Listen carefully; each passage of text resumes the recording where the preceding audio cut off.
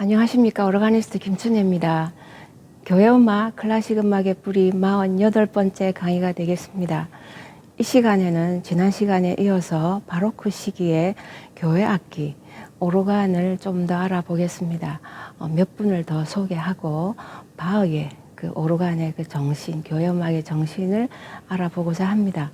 먼저 연주한 찬송가 588장 공중나는 새를 보라, 이 찬송가를 소개하겠습니다. 이 찬송가는 선교사님의 그 찬송시입니다.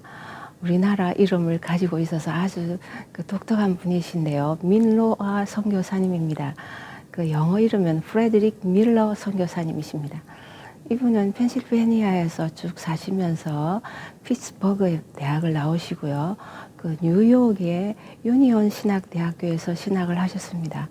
당시에 유니온 신학대학교라 하면 그 신학대학으로도 유명할 뿐만 아니라 교회음악이 굉장히 유명한 학교였습니다.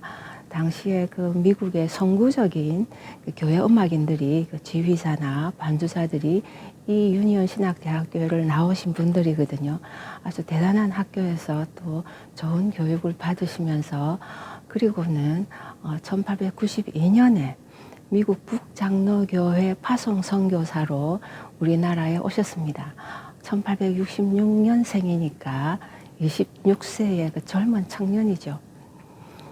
우리나라에 오셔서 한동안 그 이제 서울 지역으로 또 활동하시고 또 여러 전국적인 그런 일들을 맡아보시면서 1904년에 청주로 내려오셨다고 합니다. 이 청주에 오셔서 본격적으로 이제 거의 평생을 30년 이상을 청주 지역에서 선교하시던 분이셨습니다. 이분은 이제 청주읍교회, 지금은 청주제일교회라고 하는데요. 그 교회를 그 이제 창립하는 이후로 또 많은 그 주위에 교회를 세우시고 또 좋은 기독교 학교들도 세우셨다고 합니다. 그리고 당시에 그 문서 전도를 위해서 그 성경도 판매하고 전도지도 내놔주고 그 책자를 그렇게 소개했던 권서인이라는 분들이 계시는데요. 이분들을 통해서 또 함께 문서 전도도 많이 하셨다고 합니다. 이분도 틈틈이 또 책도 많이 쓰셔서 조그만한 그 소책자들이 한 40권이나 된다고 합니다. 그러면서 한글 이름 있는 거 보니까 한글이 굉장히 뛰어났다는 걸 우리가 알 수 있겠죠. 그래서 찬송시도 굉장히 많이 틈틈이 많이 쓰셨다고 합니다. 이 찬송가에 관심이 있을 줄 몰랐는데요. 그래서 1905년에 그 당시 장로교회 공식 찬송가인 찬성시라는 그 찬송가를 출판했는데 이때 이 찬송가 안에 이 밀러 선교사님의 찬송시가 26편이나 들어있다고 합니다. 대단한 것이죠. 한 분의 가사가 이렇게 많이 들어있으니까. 그래서 그 26편 중에 5장이 지금 현재 우리 찬송가 안에 들어있습니다. 예수님은 누구십니까 하는 아픈 자의 치료사가 되고 눈먼 자의 그 밝음이 되고 어두움의 밝음 이런 뜻이겠죠. 그리고 억압한 당한 자의 자유함이 되고 우리의 기쁨 되시고 영광 되시고 구주 되시고 하는 이런 그 예수님을 소개하는 찬송가 96장뿐만 아니라 이제 믿고 예수 말씀을 듣고 행하는 자는 반석 위에 세운 집과 같다. 행하지 않으면 모래에 세운 것 같다. 예수님 말씀이잖아요. 그걸 그대로 한 찬송가가 204장이 있고요. 그 다음에 마음이 가난한 자는 복이 있나니 천국이 저희 것이며 애통하는 자는 위로 예수님의 그 산상수훈 중에서 8가지 복, 축복의 말씀을 그대로 찬송가로 옮긴 또 찬송가가 있고요. 그러면서 또 예수님이 이 세상에 오셔서 고난 받으시고 십자가에 죽으시고 부활하시고 승천하시고 또 재림하실 예수님을 또 소개하는 찬송가가 451장도 있고요. 그러면서 바로 이 588장 마태복음 6장에 있는 그 성경 본문을 그대로 또 이렇게 옮겨서서 찬송가로 했는데요. 이 5장 모두가 그 선교 사역에 직접적으로 예수님을 소개하는 내용일 뿐만 아니라 또 예수님의 말씀하신 그 보배 같은 그 산상수훈의 말씀들을 또 찬송시로 만든 것이라서 너무나 귀한 찬송가라는 생각이 듭니다. 이분이 그 선교 사역을 다 마치시고 잠시 이제 그 국외에 여행을 다닌 그 기록이 잠깐 있고요. 그렇게 돌아오셔서 청주에서 돌아가셨다고 합니다. 그러시면서 이분이 그 청주에 자기를 묻어달라고 이렇게 얘기를 했답니다. 대단한 그 우리나라에 대한 그런 사랑, 또 하나님의 사역에 대한 그런 투철한 그런 마음이 있지 않았나 싶습니다. 감동적인 그런 선교사님이라는 생각이 듭니다. 그 선율은 영국의 그 리처드라는 분이십니다. 이분은 그 아버님은 교회 오르가니스트였었습니다. 그러면서 이분이 그 영국의 그 로얄 그 국립음악원이죠. 그 왕립 국립음악원에서 교육을 받으시고 또 프랑스로 가셔서 당시 그 유명한 피아니스트 쇼팽의 그 제자로서 작곡과 피아노를 배우셨다고 합니다. 그러면서 이제 다시 돌아오셔서 그 왕립국립음악원에서 또 피아노를 가르치시면서 또 행정적인 면도 뛰어나서 또 운영도 하시고 그 디렉터도 하셨다고 합니다. 이분이 평생 그 작곡하신 곡은 한 250곡이 되고요. 교회 음악인은 아니지만 좋은 그런 곡들을 그 많이 써서 그 교회에서 부르는 그 국가적인 그런 노래, 주님께서 하나님께서 웨일즈의 그 왕자님을 축복해 주십시오 하는 그 황태자를 축복하는 그런 그 영국의 그 웨일즈의 대표적인 그런 찬송가도 작곡했고, 또 우리가 추수감사절 때 성가대가 부르는 다라라라라란 단타라라 하는 그 찬송가가 있는데요. 그 성가대곡으로 많이 부르는데 마무라 찬양하라는 이 찬송가 애쉬 그로브라는 그 선율 이름을 가지고 있는데요. 그 웨일즈 민요에서 따와서 이분이 정리한 그 좋은 이런 선율도 있습니다. 그러면서 바로 찬송가도 꽤 있습니다. 우리 그 찬송가에 보면 이 찬송곡조가 암스트롱 이렇게 되어 있는데요. 다른 찬송가들을 보니까 에밀라 이렇게 곡조가 되어 있는 찬송가도 있고, 아예 작곡자 이름을 그대로 따서 리처드 이렇게 되어 있는 그 찬송가도 있었습니다. 이분의 아주 대표적인 찬송가라는 생각이 듭니다. 선율이 굉장히 아름답죠. 전원적인, 목가적인, 그리고 묵상적인 그런 찬송 선율이라는 그런 생각이 듭니다. 이 찬송가 가사를 다시 살펴보면 예수님께서 그 산상수훈이죠. 그 수훈 가운데 말씀, 마태복음 6장이죠. 6장에 이렇게 처음에 보면 그 용서에 대한 거, 기도에 대한 그런 구절들이 있다가 바로 주님의 기도, 하늘에 계신 우리 아버지 하는 그게 또 이어져 나옵니다. 6장에. 그리고는 또 다른 그 예수님의 말씀이 있으면서 25절에 보면 너희 목숨을 위하여 무엇을 먹을까 마실까 염려하지 마라 하시면서 바로 26절에 공중 나는 새를 보거라. 하나님께서 다 살리신다. 먹이신다. 들의 백합화를 보거라. 다 하나님께서 입히신다. 솔로몬의 옷보다 더 좋은 것으로 그 자연 만물을 만들지 않느냐.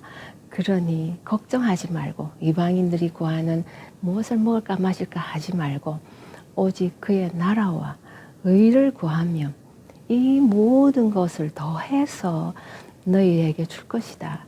너희를 챙기신다. 너희를 지키신다. 이런 대단한 그런 예수님의 말씀이죠. 우리가 이 찬송가를 부르면서 추수감사절 때 많이 부르기는 합니다만 사실은 언제나 그의 의와 그의 나라를 구한다는 것은 언제나 하는 일이지 않습니까? 그래서 이번 추수감사절 혹은 11월을 계기로 해서 이 찬송가를 또 많이 부르기는 하지만 평생 어떻게 보면 늘 매 순간 이 주님의 귀한 말씀을 생각하면서 또 찬송가로 이렇게 읊조리면 더 기억도 잘 나니까 여러분에게 좋은 찬송가가 됐으면 좋겠습니다. 찬송가 다시 한번 들어보시겠습니다.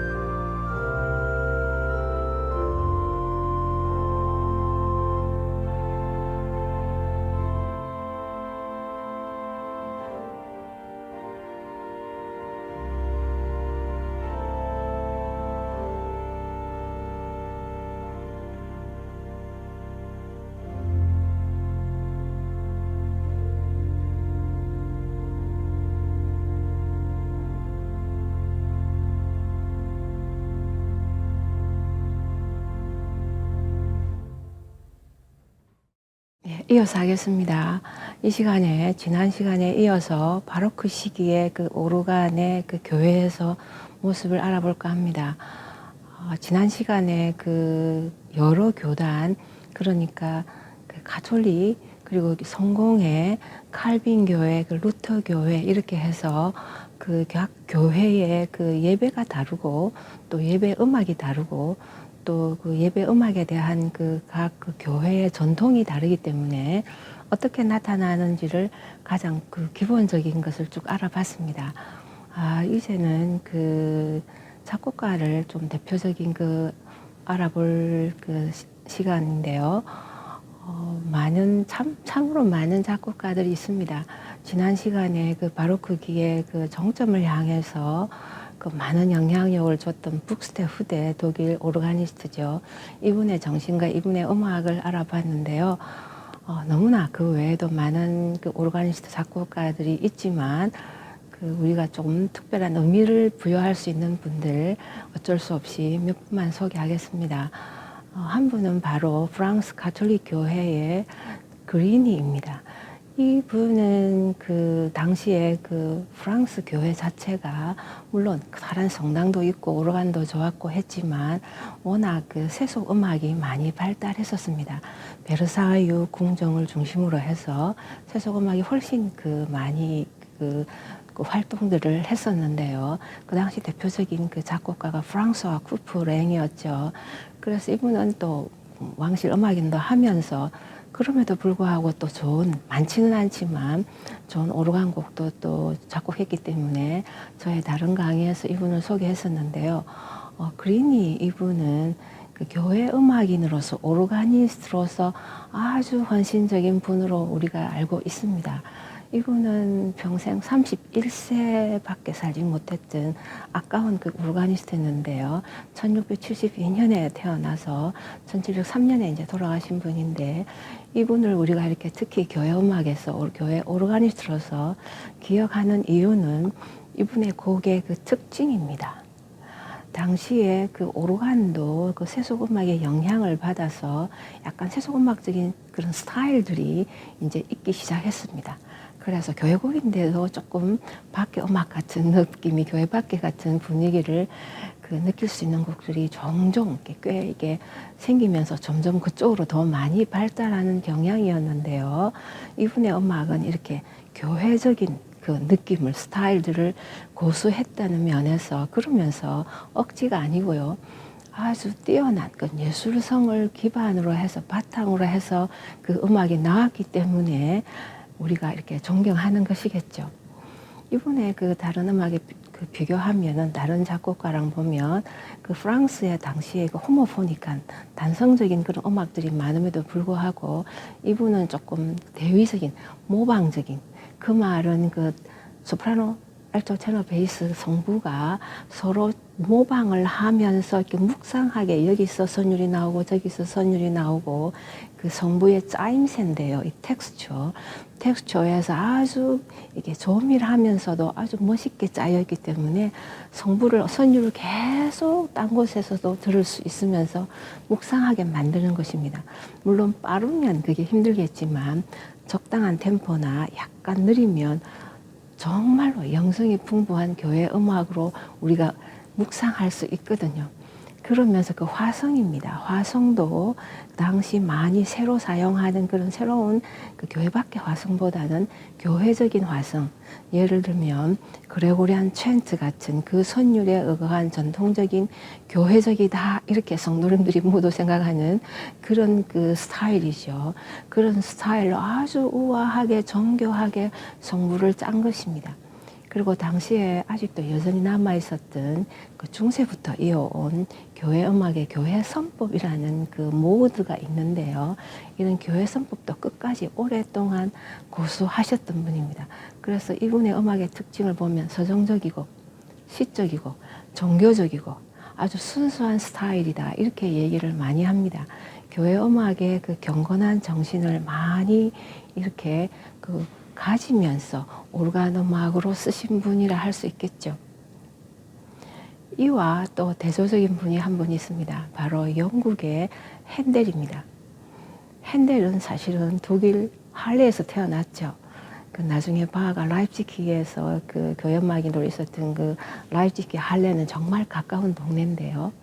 거기서 태어나서 이제 짜하우라는 그 스승님께 그 이제 교회에서 그 오르간을 배웠었습니다. 그러니까 교회 음악인으로서 또 물론 전문적인 음악인으로서 이제 배우면서 활동을 하다가 아시다시피 영국으로 왔죠.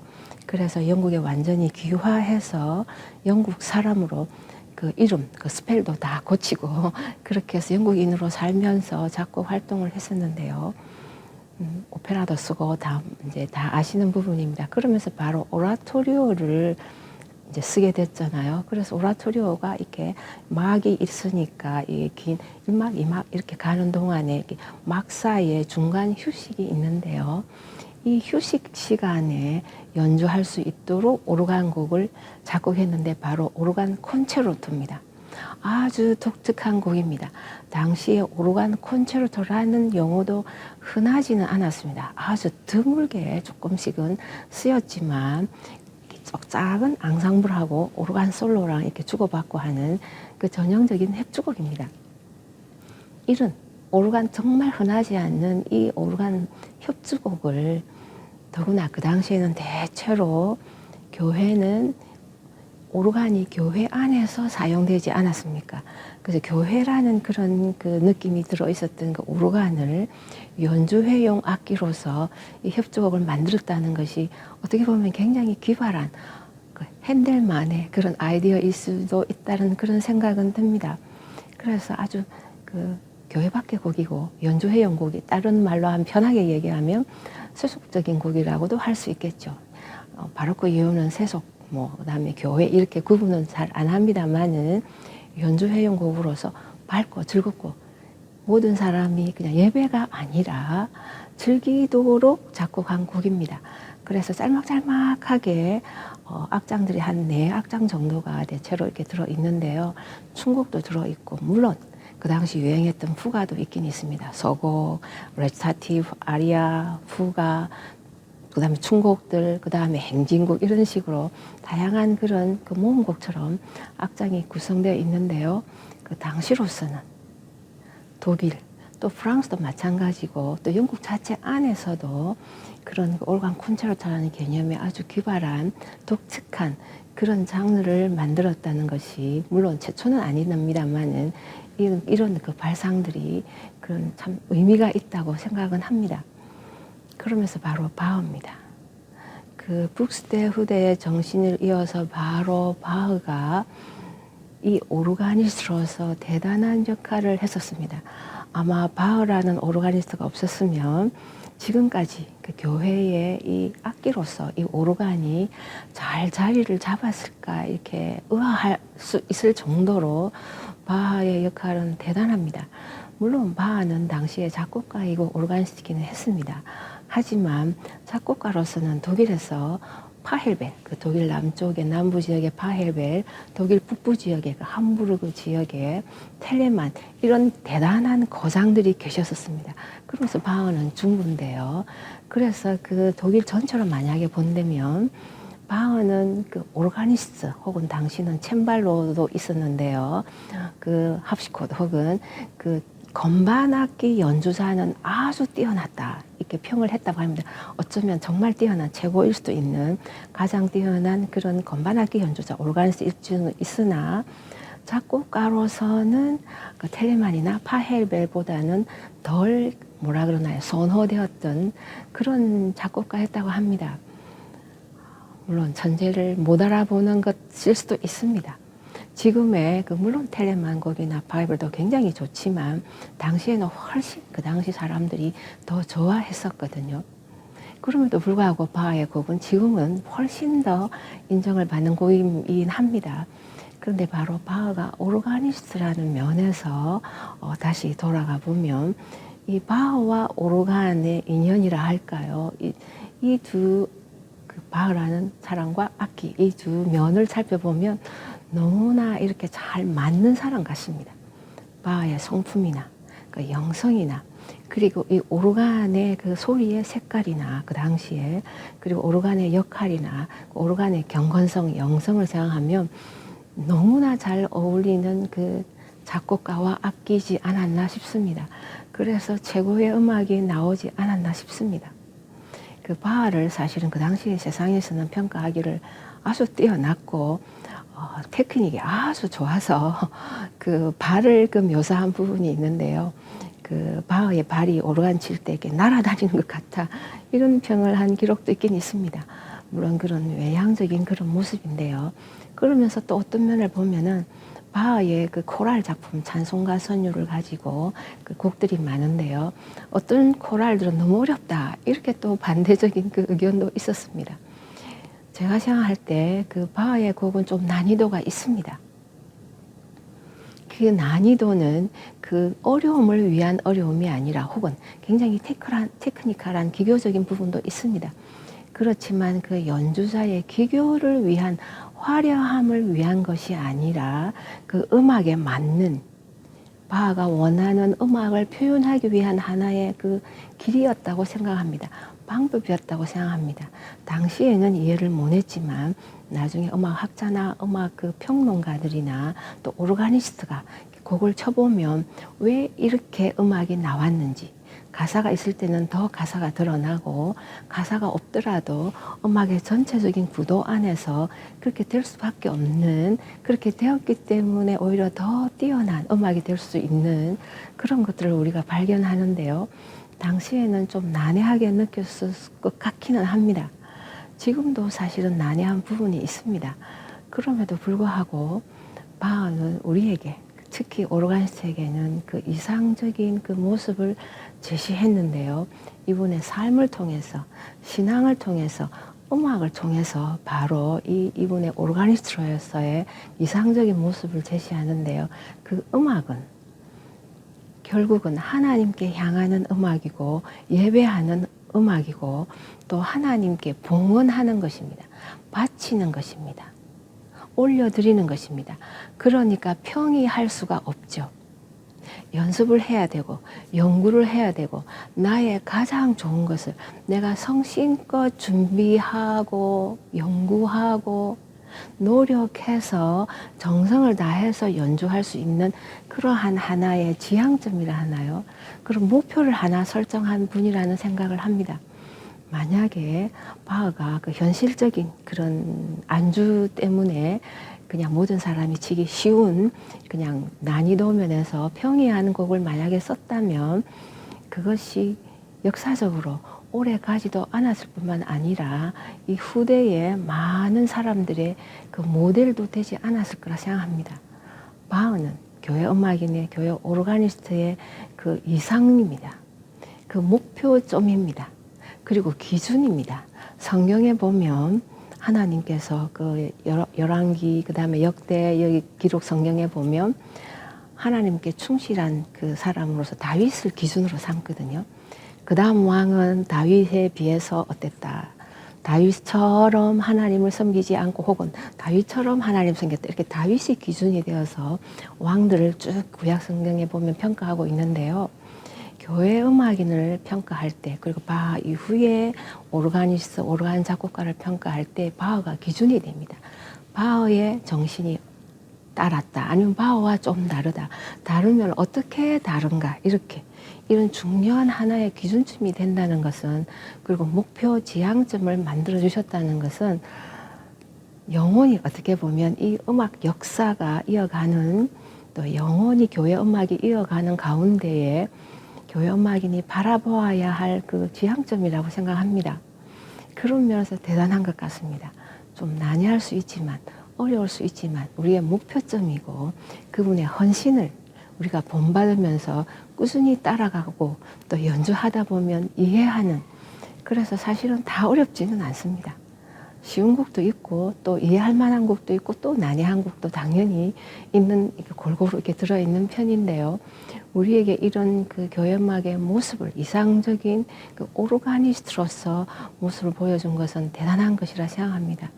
그 바흐의 그 악기가, 오르간은 바로 그 시기의 악기는 그 당시 악기로서는 최고일 뿐만 아니라 오르간 역사를 통틀어도 오르간의 본연의 그 모습의 악기라고 평합니다. 바흐 이후에 그 클래식 그 다음에 낭만으로 넘어오면 오르간은 오르간으로서만 오르간이라기보다는 오케스트라적인 오르간 이런 용어를 많이 쓰게 됩니다.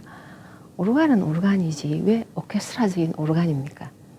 오케스트라적인 그 음색을 구사할 수 있고 다이나믹을 구사할 수 있고 이래서 오케스트라적인 그런 면모를 가지는 것은 어떻게 보면 오르간 전체적인 역사면에서는 필요는 합니다. 발전을 위해서 필요는 하지만 가장 중요한 오르간 본연의 모습은 변하지 않아야 된다고 생각합니다. 이것이 이 악기가 발달하는 하나의 가장 중요한 요인이라 생각합니다. 교회의 가장 중요한 본질을 잘 갖고 있을 때 다른 것도 함께 발전하듯이 악기에 오르간의 가장 중요한 것은 이 바로크 시기의 예배의 경건성을 담은 그런 소리입니다. 그 소리가 어땠을까요? 경건한, 소박한, 장엄하지만 아주 맑으면서 직선적인 소리입니다. 담백한 소리입니다. 잡다한 음색이 없습니다. 지금은 다양한 음색이 들어있어서 꼭 잡다하다 하면 좀 이상하지만 다양한 다양한 음색들이 함께 섞어서 치는 경향들이 많습니다. 그렇지만 그때는 바로크 시기에는 각 음색마다 몇 개가 없습니다. 특별히 그 프린시플이라는 그 오르간의 고유 음색이 있는데요. 파운데이션 스탑인데요. 그 프린시플 음색을 중심으로 해서 코랄도 그렇고요. 그 다음에 프렐루드 토카타 이 모든 그 오르간 예배용 오르간 독주곡들도 주로 이게 파운데이션 스탑 프린시플 계통으로 딱 이렇게 모아지는 음색들이거든요. 아무리 피치가 올라가도 사람 마음을 이렇게 모으게 하는 경건함이 흐르는 그 투명한 그 맑은 소리인데요. 이 소리가 바로 이 바로크 시기에 만들어진 특히 독일 이 바흐를 통해서 그 이상적인 그 오르간의 소리가 만들어진 것이라고 생각합니다. 이것이 항상 이어져서 현대에는 또 다른 아까 말씀드린 오케스트라적인 다양한 그 음색들이 추가되지만 또 바흐 곡을 칠 때, 바로크 곡을 칠 때는 또 그 음색만 딱 뽑아서 선별해서 또 연주를 하거든요. 그럴 때 바로크적인 그런 경건함의 바로크적인 소리구나 이렇게 얘기를 하고 현대 오르간적인 음색을 많이 넣으면 현대풍으로 치는갑다 이렇게 또 우리가 해석을 하는데요. 그 말은 오르간 고유의 소리가 있다는 것인데 그것이 바로 바로크 이 시기에 그 예배로서 예배의 봉헌으로서 하나님을 향하게 만들기만 하는 이런 오르간의 소리 또 이런 오르간 음악의 정신 예술가 바흐의 이 정신이라 생각합니다. 오르간은 사실은 1000년 동안 찬반론을 거쳤습니다. 반대하고 묻히게 하고 또 긍정적인 것 계속 이어져 왔습니다. 앞으로도 이어질 수 있다고 생각합니다.